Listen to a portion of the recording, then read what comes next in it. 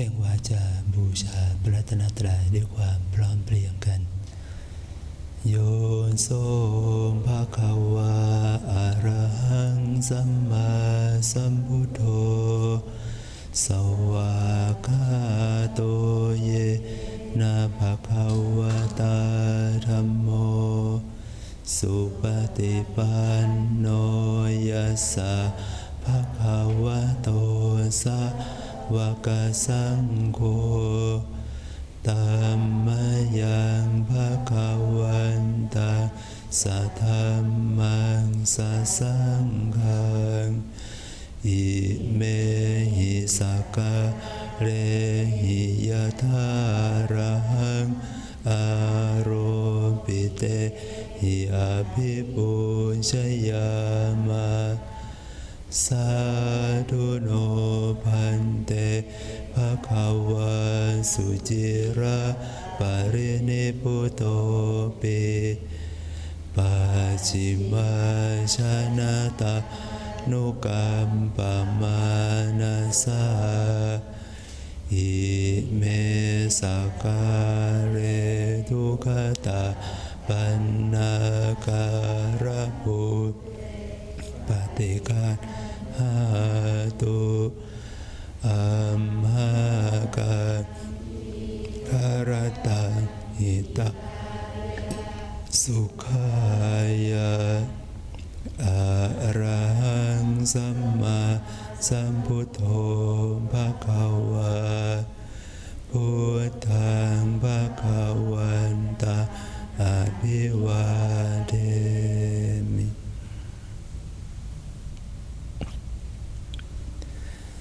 สวากขาโตภะคะวะตาธัมโมธัมมังนามัสสามิสุปฏิปันโนภะคะวะโตสาวกสังโฆสังฆังนามามิ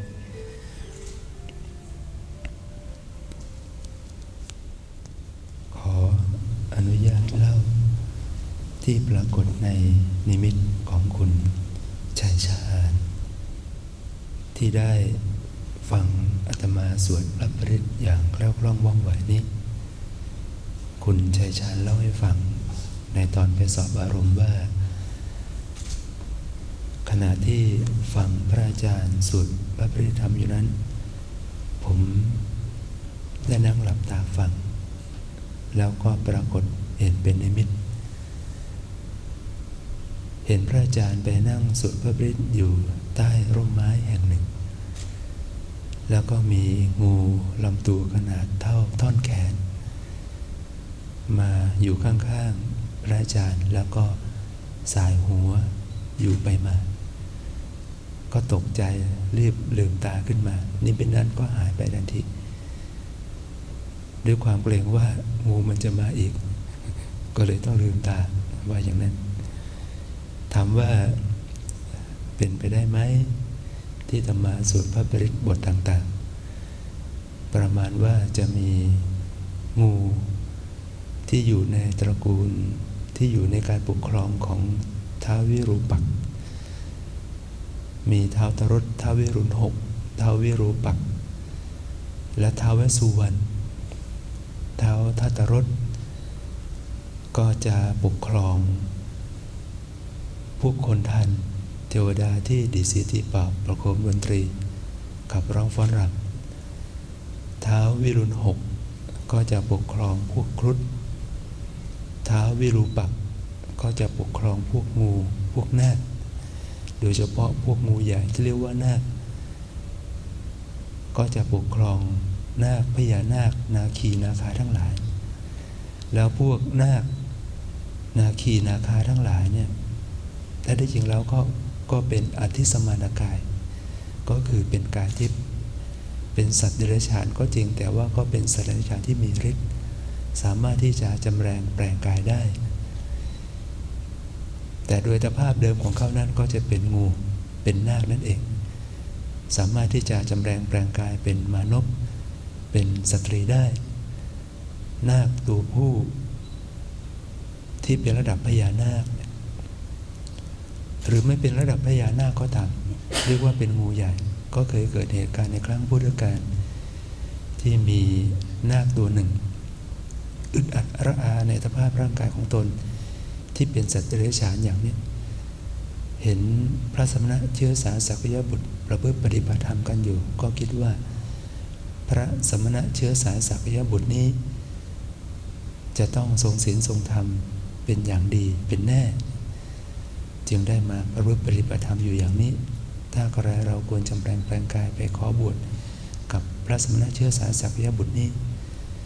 นาคตัวนั้นก็จำแปลงกายเป็นมานพน้อยไปขอบวชกันกับพระภิกษุพระภิกษุก็ไม่รู้ว่า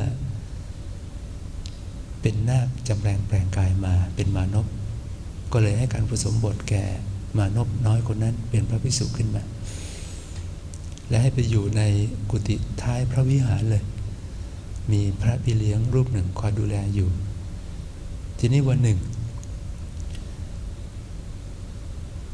นาคตัวนั้นก็เผลอนอนหลับในช่วงเช้า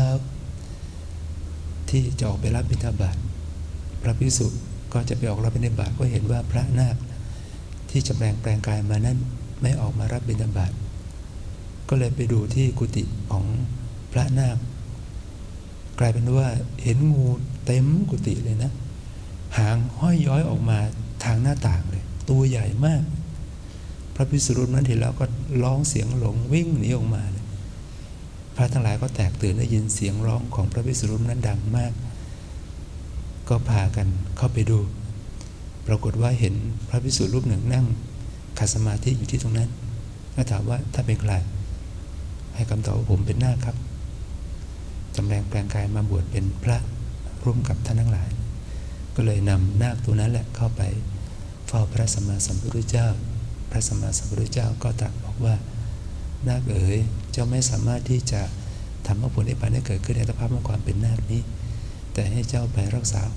ศีลรักษาอุโบสถศีลให้ดีก็จะกลับได้สภาพของความเป็นมนุษย์นี้เองแล้วนาคตัวนั้นก็เสียใจกลายร่างเป็นนาคแล้วก็เลื้อยจากไปก็เลยเป็นข้อบัญญัติทางพระวินัยว่าห้ามพระภิกษุบวชสัตว์เดรัจฉานบวชคนที่ไม่ใช่มนุษย์มีคำถามว่ามนุษย์โสสิเธอเป็นมนุษย์หรือเปล่าในการซักถามของพระอนุสาวนาจารย์พระกรรมวาจาจารย์ตอนที่จะบวชนาคเป็นพระภิกษุในพระโบสถนั้นนี่เป็นเรื่องเล่าอยู่ในพระวินัยปิฎกโดยเฉพาะเลยก็แสดงว่านาคเนี่ยก็อยู่มีที่อยู่มีแหล่งที่อยู่ของเขาก็คือแม่น้ำอย่างแม่น้ำคงคาเนี่ยเขาก็อยู่ได้ขอให้มีแหล่งน้ำเถอะเขาสามารถที่จะลงไปในแหล่งน้ำนั้นเข้าไปสู่นาคภพของเขาได้แล้วก็อีกอย่างหนึ่งก็คือนึกได้ตัวอย่างหนึ่งพระมหาสุภาชินรโสเพื่อนเรียนธรรม9ประโยคด้วยกันบวชเป็นนาคหลวงในฝ่ายของธรรมยุทธพระมหาสุภาเนี่ยก็เป็นคนชอบที่จะทดลองอะไรที่ตนไม่ค่อยจะเชื่อท่านก็ไปอยู่ในถ้ำแห่งหนึ่งที่ถ้ำแห่งนั้นก็มีวัดที่สร้างอยู่มีกุฏิของพระที่อยู่ไม่ไกลกันมากในถ้ำแห่งนั้นมีปล่องเห็นเป็นรูลงไปแล้วก็มีพระบอกว่าตัวนี้เป็นที่ขึ้นลงของพญานาคมหาสุภาก็ไปปรากฏอยู่ในถ้ำนั้นแล้วก็ไปนอนขวางนั่งสมาธิขวางปล่องนั้นเลยทีนี้ตกมาตอนกลางคืนเข้าไปในกรดจำวัดอยู่ก็เห็นผู้ชายคนหนึ่งเดินวนเวียนอยู่ในถ้ำนั้นลักษณะคล้ายเป็นคนอินเดียเป็นแขกใครมาเดินอยู่ในถ้ำเนี่ยกลางค่ำกลางคืนแล้วต่อมามาสุภาก็ปวดเสียนเวียนก้าวเป็นที่สุดเลยปวดหัวมากเลยทีนี้ก็ไปถามพระอาจารย์ที่อยู่ในกุฏิไม่ไกลจากถ้ำแห่งนั้นก็ตอบว่าท่านไปรบกวนนาคเข้าแล้วสิท่านไปทำอะไรก็บอกว่าไปนั่งขวางไปนั่งนอนขวางปล่องตรงนั้นท่านไปขอโทษเขาสินะเขามาทำอันตรายกับท่านแล้วบรรดาในท่านปวดหัวเนี่ยมหาสุภาก็ไปขอโทษ นาคตัวนั้นก็ปรากฏว่าการปวดศีรษะอย่างแรงนั้นค่อยๆหายไปอันนี้ก็น่าจะเป็นความจริงได้อยู่นะเพราะฟังท่านเล่าจากปากของท่านเลยทีนี้เมื่อตมาสวดบทวิรูปักเขเมตังก็เป็นไปได้ว่านาคเนี่ยเขาก็ชื่นชมยินดีที่มาสายหัวไปมาอย่างนั้นก็น่าจะมานุโมทนาที่เห็นพระมาสวดพระปริตรแผ่เมตตาไปให้แก่พวกเขาก็เลยกลายเป็นว่าการสวดพระปริตรในครั้งนี้น่าจะมีความขลึงคล้ำศักดิ์สิทธิ์บริสุทธิ์ผ่องใสขึ้นมาได้เป็นอย่างดีแล้วนำกลับไปที่บ้านก็ควรที่จะไปวางไว้บนหิ้งพระนะไม่ต้องไปดื่มไม่ต้องไปประพรมที่ใดหรอกเอาไว้บนหิ้งพระเลยเพื่อที่จะได้กราบไหว้บูชาเพราะว่าในน้ำนั้นก็มีพระธรรมคำสอนของพระพุทธเจ้าเข้าไปอยู่เต็มเลยไม่ว่าจะเป็นอวิชชาปัจจยาปฏิจจสมุปบาท12อริยสัจ4ที่อยู่ในธรรมจักรวัฒนสูตรหลายบทหลายตอนมากพูดง่ายๆว่า12ตำนานนั่นเองแล้วก็เพิ่มเข้าไปคือปฏิจจสมุปบาท12นี่แหละแล้วก็เพิ่มอริยสัจ4ที่อยู่ในธรรมจักรวัฒนสูตรเข้าไปด้วยมีโยมถามมาว่าพระปริตรบทใดบ้างที่ท่านสวดก็หลายบทหลายตอนเลยในบนพิธีนั้นอาจจะเว้นเพียงแค่บางบทแม้แต่บทที่พระพุทธเจ้าของเราสมัยที่เป็นพระโพธิสัตว์คือพญานกคุ้มหรือนกยูงทองเนี่ยที่อยู่บนภูเขากนมาศบรรพตอันนั้นท่านก็นำคาถาของนกยูงทองเนี่ยเป็นโมรปริตมาอยู่ในมนต์พิธีนั้นด้วยไปเปิดดูก็จะเห็นก็สามารถที่จะเลือกบทที่อยู่ในมนต์พิธีนั้นสวดได้เลยนะถ้าโยมผู้ใดต้องการที่จะสวดพระปริตรเหมือนอาตมานี่เราก็แผ่เมตตาขอให้ได้ตั้งใจสดับตรับฟังพระปริยธรรมที่อาตมาภาพจะสวดเป็นเช้าสุดท้ายของวันนี้นะโมตัสสะภะคะวะโตอะระหะโตสัมมาสัมพุทธัสสะนะโมตัสสะภะคะวะโตอะระหะโตสัมมาสัมพุทธัสสะนะโมตัสสะภะคะวะโตอะระหะโตสัมมาสัมพุทธัสสะพุทธังสรณังคัจฉามิธัมมังสรณังคัจฉามิสังฆังสรณังคัจฉามิทุติยมปิพุทธังสรณังคัจฉามิทุติยมปิธัมมังสรณังคัจฉามิทุติยมปิสังฆังสรณังคัจฉามิตติยมปิพุทธังสรณังคัจฉามิตติยมปิธัมมังสรณังคัจฉามิตติยมปิสังฆังสรณังคัจฉามิอิติปิโสภะคะวะอะระหังสัมมาสัมพุทโธวิชาจรณะสัมปันโนสุขโตโลกวิทูนุตโรปุริสธรรมสารติสุทธาติวมนุสังกุโตภะคะวะริสวะกะโตภะคะวะตะธัมโมสันติโกกาลิโกเอปัสสิโกปะนะโยโกปะยะตังวะริตะปมยุติสุปฏิปโนภะคะวะโตสาวกสังโฆจุปฏิปโนภะคะวะโตสาวกสังโฆเยยะปฏิปโนภะคะวะโตสาวกสังโฆสัมมิหิปฏิปโนภะคะวะโตสาวกสังโฆเยยะตังจตาริปุริสโยคานิธาปุริสปุกะระเอสะภะคะวะโตสาวกสังโฆอาหุนิโยปานิยะทักขิริโยจิริกังนโยนุตตัมปุญญะกะตะละกุสาติอวิชชาปัจจยสังขารสังขารปัจจยวิญญาณวิญญาณปัจจยนามรูปังนามรูปปัจจยสลายจตังสลายจตระปัจจยปโสปัสสะปัจจยเวทนาปัจจยตัณหาปัจจยอุปาทานปัจจยภพปัจจยจติปัจจยชรามรณะโสกะปริเตกุตุปุสุปายาสัพพวันติเมตตาสุภกะเลสุสมุทโยติอวิชชายะตเววาเสสเวลคโนทาสังขะเลโนโทสังขะเลโนทาวิญญาณโรวิญญาณโรนาปุโรนิโรนาปุโรปริทาสลายโตสลายโทปัสสะโนโทปัสสะโนทาเวทนาโรโทเวรโรธาตนะโนโทตนะโนทาอุปาทานโทอุปาทานทาวันโนโทปุเรโตจติโนโทจติโรธาชรามรณะโสกะปริเตวโตปุสุปายาสันโรจันติยุมตาสกิรสลสนโรโหติอาสวนาจะภารณะปริตานะจะสวนาปูจาจะปูจเนยนะเอตมังกรุตมังปฏิรูปสิเวโสจะปุเปจะกตบุจตตาสัมมาปณิเตเจตมังกรุตมังโพสัจจะสิปัญจุนยุยสิโรสุปัสตาจะวาจาตมังกรุตมังตาปิตุปัตนังปุระสลังสลังวนาปุราจกมันตาเอตมังกรุตมังธนาจะธรรมจริยาจะเจกนัยจะสังโฆนาวจานิกรรมเอตมังกรุตมังอาราเทวติปาปามัจจปานจะสัญญโมปามาโรจะธรรมสุตมังกรุตมังคารวจินิกตุจะสัญญุติกรมตากเลนธรรมสวรรค์เอตมังกรุตมังคณิจะสวัจตาสมณะเลจสนังกเลนมัสังกจายเอตมังกรุตมังตะโกจะพระมจริยาจริยาสัจจนะทัสนังนิพพานสัยกริยาเจตมังกรุตปุสสโลกธรรมจริยาสนังกรรมเทสอสุกรรมจังกรรมเอตมังกรุตมังเทสนังกตวานาสัพพะธรรมะปริจารสัพพะรสเงขจริตันเตสัมมังกรุตมันเตยานิตปุริสเนสมาคตานิปุมานิวายานิเวลกิสเปอุปตาสุมานะภวันตุโทจะกัจจสุนันตุเปตาสมุบุตานิสัมเมตาสัพเพเมตังกรุตมานุสยาปัจจายติวาจลตัวจนันเตสมาเนคลปมาตายังกิจิวิตังตวารวังเสสุวยังรัตนาปริตานุสมาเทกเตเนตัพพุทธรัตนาปริตาเตนะสัจนะสุเวสันตุยังเวลาข้างมาตามปริตันจริยาสักยมนิสมาตุเนเตนะตัมมันเนสมาริกินจิตตัพเตเมรัตนามุตเตเตสัจนะสุเวตุยังปริสุทธิ์ปริวันยุยิสมาติมันเนตระกัญโมสมาติมันเตนะสมุริวิจติอิตัมปิตัมเมรัตนาปริตันเตนะสัจนะสุเวตุเยปุกลาตัสสะตัสสะจตาริเอตานิยุคานุเตเตกิญญาสุตัส สวะเกติสุเตมาเปรติตามสังฆราชเป็นเตนเตนะสัจจะสุวรรณตุเจสุปยุตตามนาสาตนะนินกามิโนโคตมัสสะสรมิปฏิปตามาตามิกลาตมุตานิปิติมุจมนาเตปสังฆราชธรรมเรเตนะสัจจะสุวรรณตุจริติโกรปิตุวิสุตุเจตุภิวาเตภิอาสัมมะกามิตุบังสัพพะสัมปตินิเวรยสัจจะเวจปัสติตาสังฆราชธรรมเรเตนะสัจจะสุวรรณตุเยอริยสัจเทวิภวจเตกะเบียปะเรยสเตจาปินจาบิอินจาปิเตหุติปุสัพพมาตันเตภวังตมะมะติยันติตามะสังฆราชนาเรเตนะสัจจะสุวรรณตุสาวะสัทธัสสะสัพพะตะยะเรจจุตะเจตปะเนสักจติติกิจันติละปะรามเรจเตจาราจินติจตุอัมภะเวจปิปมิโตชะชะปิเรเนภะโพคาตุตะปะสังฆราชนาเรเตนะสัจจะสุวรรณตุ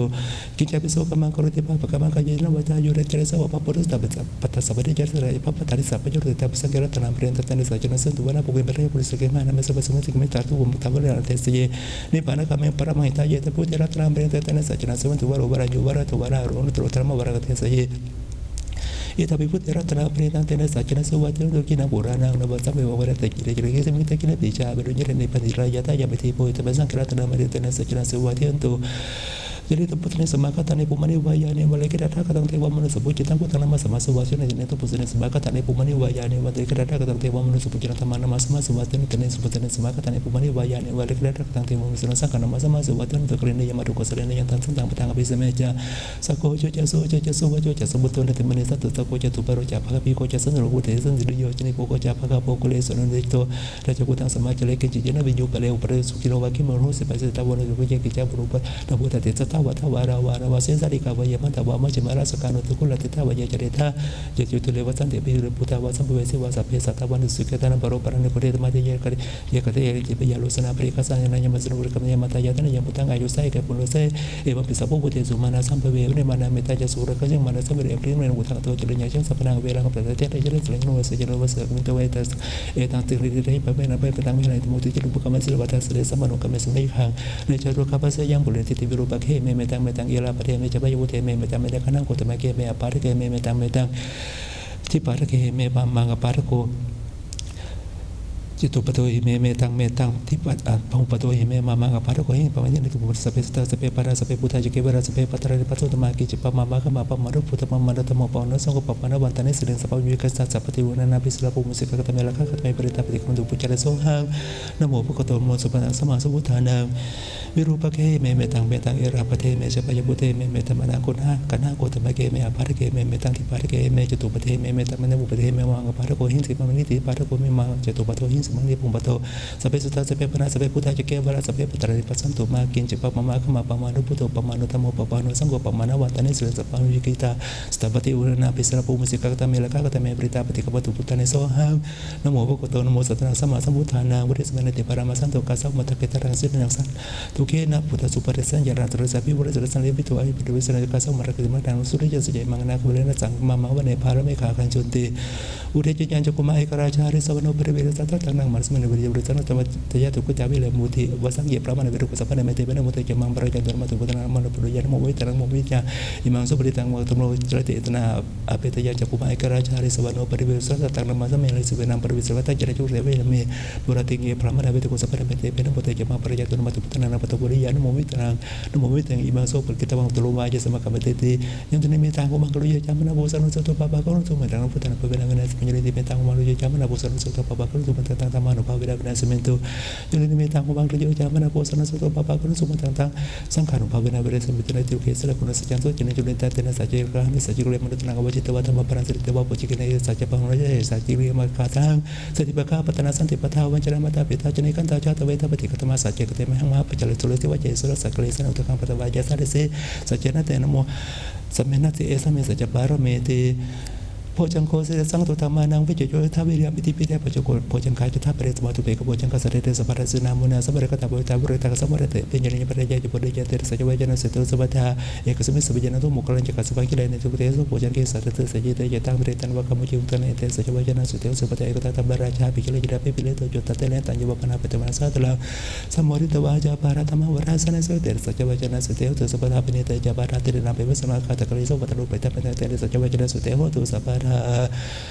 อนุตตรังกเวสัมโพธิงชัมโพธิจวารธากโตปัตมังยังอเทเทสิธรรมจักขังนุตรังสัมมาเทวะปวัตเตโตโลเกปฏิวัติตังยตถาตาอุปอันตาปฏิปติจมัจจินวาจตุสวาริยสัจเจสุวิสุทธังญาณรัตนังธรรมเมนะ เทสุตังธรรมราเจนะสัมมาสัมโพธิกิตนังนาเมนะวิสตังสุตังธรรมจักกัปวัตนังวยากรณปาทินะสังเขตันตัมปนามาเสเอวเมสุตังเอกังสมยังพระโคภารณเสียงวิหารสีสิปตนเมกตยระดกปะวะเจคิภูอามาเดสิตเวเมพิกเวอันตาปะพิทิโกยคาปะกตเมตเวโยจังกาเมสุกามสุกะเลกานิโยหิโนกโมโบโตจิริโกนาลิโยสนโยจังกตะกลิมตันโยโครุโคอนาลิโยนัตสเนตเดวพิกเวภูนเตอนุปกมะมัจมาปฏิบัติรัตถกเตนะสมุทธาจักขุกรินยานกรินปุสมายาเปเจสมุทยานเมเรสัมเมติกตมะจัสสุกมัจมาปฏิบัติรัตถกเตนะสมุทธาจักขุกรินยานกรินปุสมายาเปเจสมุทยานเมเรสัมเมติอายเมวาริโยริโกมกุสิจิรังสมาธิสมาสังโฆสมาวจาสมาคัมโตสมาจิวสมาวิญญาณสมาธิอายังโกสาภิกุมัชมาปฏิปทารัตเตนะสมุทธาจักขุกรินยานกรินปุสมายาเปเจสมุทยานเมเรสัมวันเตเตอิทานลุขังอริยสัจติเมวิปนุรูปะทิยังรูปะทิปัญญารูปะทิวิจารูปะทิโลกุรูปะทิยังโกปนิตังลุขังอริยสัจอิทังโคปนัมปิตุขังชาติปิตุขังชราปิตุขังมรณะปิตุขังโสกปริตุวุตุมัสยะปิตุขังเปยสมัยเราก็ไปยืมไปรู้ก็ยังไปจันทร์เป็นสมัยที่นำปัจจุบันเราจะต้องไปกับสมุทรยาสัญญาณตั้งปวดระพิการนันตระก็สัตตตเป็นในสติยันกรรมต่างๆเพราะว่านาวิวัฒนาอิทังโคปนัมปิตุขังทุกข์นิโรธริยสังโยตัสสะโยวัตนาญาเสสเวรานิโรธาโคปริสรุปนิอิทังโคเป็นคนนิโรถ้าเขาไม่ได้ปฏิบัติอริยสัจจังยังไม่ว่าอริยหรือก็มุสยิเรนตั้งสมาธิสมาสังโฆสมาวจาสมากรรมโตสมาชีวสมาวิญญาณสมาสติสมาสมาธิอิทังทุกขังอริยสัจจะไม่เวปุเพนุสุตุปริยังหลุดปัญญาหลุดปัญญาวิจารณ์ปัญญาหลุดปัญญาตั้งโคขังอริยสัจบริยานจะไม่กุมสุปริยันหลุดปัญญาปฏิจจารกุลเลตุตั้งโคขังอริยสัจบริยานจะไม่เว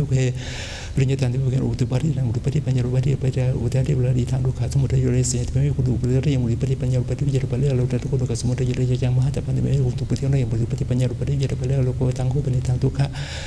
สมุทัยโรยสัจจังปะหินาติเมพิโกเวปุเพรนุสจะกุงตุปริยังอุติปฏิปัญญาปฏิวิจารปัญญาโครุปัยทานุกันิโรยสัจจะไม่หลุดปริยังปริยังปัญญาปฏิวิจารปัญญาเดโรตะกุริโรยสัจสัจจิกตปฏิเวริโกอุติปฏิยังอุติปฏิปัญญาปฏิวิจารปัญญาอะไรก็ได้ตะกุริโกนิโรยสัจสัจจิกตติเมพิโกเวอนุสจะกุงตุปริยังอุติปฏิปัญญาปฏิวิจารปัญญาโลกุรุปฏิทานุกันิโรคามินิปฏิปทาโรยสัจจะไม่กุงตุปริยังอุติปฏิปัญญาปฏิวิจารปัญญาโลกุรุปฏิตั้งโคปนิโรกันิโรคามินิปฏิปทาโรยสัจจะไม่ปฏิเวริกุงตุปริยังอุติปฏิปัญญาปฏิวิจารปัญญาโลกุรุปฏิคามินิปฏิปทาโรยสัจจะไม่ปฏิเวริอนุสจะกุงตุปริยังอุติปฏิปัญญาปฏิวิจารปัญญาโลกุรุปฏิกวจิวะจะเป็นพิกเวเมสุจตุสุรยเสสเววันติวเรนตวะเรนังจะพุทธะรัตนันสุวิสุตังสิเตวะตวะหังสเตวะเกลเกสมาระเกสพรหมเกสสัมนาพระมริยปัจจายะสเตวะสนตรสังสัมสุปฏิมุสุปฏิญตังเจตยะจะกุพิกเวเมสุจตุสุรยเสสเววันติวเรวันตวะสังพิจารณาตนันสุวิสุทธังโหสิตามพิกุสเตวะเกสมาระเกสพรหมเกสสัมนาพระมริยปัจจายะสเตวะสนตรสังสัมมาสัมพุทธิมุสุปตุปัจจัญญาเสงยะรัญจปณิทัสสมุตุปาติกุปะเมมุติอายมัติมาชาตินาติทันเนปุณปุติโบจะปะกวาตาอัตมนาปัจจุบันคุปะกวาโตภาสิตังปิเรนตุเมสมัญจะปนาเมยะระปัญญาเมอัญจสมุตโตโคยะสเวระจักเมเกปัจจังธรรมจักขุอุรปาริยาปิจิสมุริยธรรมะสัพพันตังนิโรธธรรมะเทวะปะกวะกตธรรมจักเกปุมะเทวะสมัสสุสุตตะมุตตะภรังสัญจิปติเมกตะโลธรรมจักกามนุตรังธรรมจักกังนุตรังสัมปเนนะวะพระมเนวะเทเวนะวะ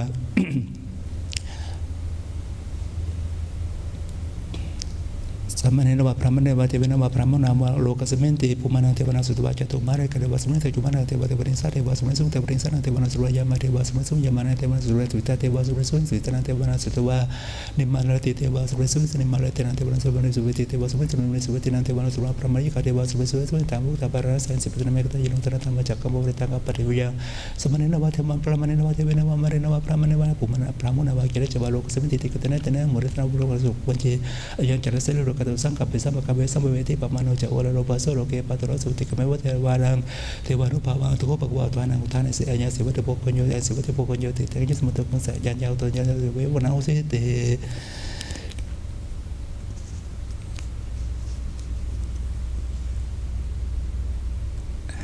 จะได้อธิษฐานจิตให้ไม่ได้มีความทุกข์ความโศกโรคภัยนานาประการด้วยบทสักกตวาที่เป็นธรรมโอสถทั้งพระพุทธพระธรรมพระสงฆ์นั้นสักกตวาพุทธรัตนังโอสถังอุตมังเวรังหิตังเทวมสนัพพระเตยนะสรณนาสวัตเวทุข้าภูปัสสเมสักกตวาธรรมรัตนังสุตังธรรมังวรังปริบังหุมัสมานาธรรมะเตยนะสุตนันสัพพิสเพพยาภูปัสสเมสักกตวาสังฆรัตนังสุตังปุวนังกาหุริยังปาวริยังสักเตยนะสุตนันสัพพิสเพโลกาภูปัสสเมเตสติกิจังสติกมาสิลาโพชนะจังสัพพุสัพพโสสัพพโรสัพพะสัพพะเสจเลเวนะสันตุ สักตวาพุทธรัตนังโอสุตังอุตมังวรังหิตังเทวมนุสนังพุทธเตจนะสรณะสัพพะเปตุขังอุปสเรสักตวาธรรมรัตนังโอสุตังอุตมังวรังปริบุญวสมณธรรมเตจนะสรณะสัพพะเปปยาอุปสเรสักตวาสังรัตนังโอสุตังอุตมังวรังอาหุเรียงภาวนิยังสังกเตจนะสรณะสัพพะเปโลคาอุปสเรเตสิทธิกิจจังสิทธิกรรมสิราโพชโนจังสัพพะโรสัพพะโสสัพพะโรสัพพะภาสัพพะข้อเสนจลายวินาศสันตุ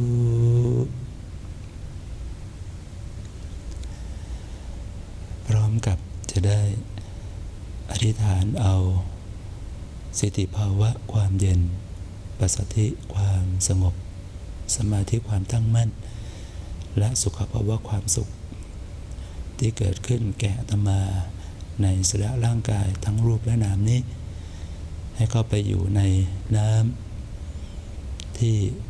เป็นน้ำพระปริธรรมน้ำพุทธมนต์อยู่ในบาตรสแตนเลสใบใหญ่ทั้งสองบาตรนี้ด้วยการบริกรรมภาวนาเพ่งจิตไปที่น้ำนั้นพร้อมกับเปล่งวาจาว่าเย็นหนอเย็นหนอเย็นหนอสงบหนอสงบหนอเย็นหนอเย็นหนอเย็นหนอสงบหนอสงบหนอสงบหนอเย็นอยู่เย็นอยู่สงบอยู่สงบอยู่เย็นหนอเย็นหนอสงบอยู่สงบอยู่สงบอยู่เย็นหนอเย็นหนอเย็นอยู่เย็นอยู่สงบอยู่สงบอยู่เย็นหนอเย็นหนอเย็นอยู่เย็นอยู่สงบอยู่สงบอยู่เย็นหนอเย็นหนอสงบอยู่สงบอยู่เย็นหนอเย็นหนอสงบอยู่สงบอยู่เย็นหนอเย็นหนอสงบอยู่สงบอยู่สงบอยู่สงบอยู่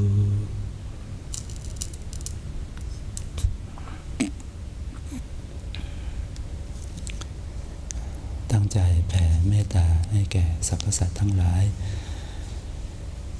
สัพเพสัตตาสัตว์ทั้งหลายที่เป็นเพื่อนทุกข์เกิดแก่เจ็บตายด้วยกันทั้งหมดทั้งสิ้นอเวราโหนตุจงเป็นสุขเป็นสุขเถิดอย่าได้มีเวรต่อกันและกันเลยอภยาปชาโหนตุจงเป็นสุขเป็นสุขเถิดอย่าได้มีความถึงกันและกันเลยอนีคาโหนตุจงเป็นสุขเป็นสุขเถิดอย่าได้มีความทุกข์กายทุกข์ใจเลยสุขีอัตตานังปริหารันตุจงมีความสุขกายสุขใจรักษาตนให้พ้นจากทุกข์ภัยด้วยกันทั้งหมดทั้งสิ้นเถิดนั่งสงบจิตเพื่อน้อมจิตน้อมใจแผ่บุญแผ่กุศลแผ่ความปรารถนาดีไปให้แก่ผู้มีอุปการะคุณทั้งหลายมีบิดามารดาครูอาจารย์ญาติสนิทมิตรสหายเจ้ากรรมนายเวรตลอดถึงสรรพสัตว์ทั้งหลาย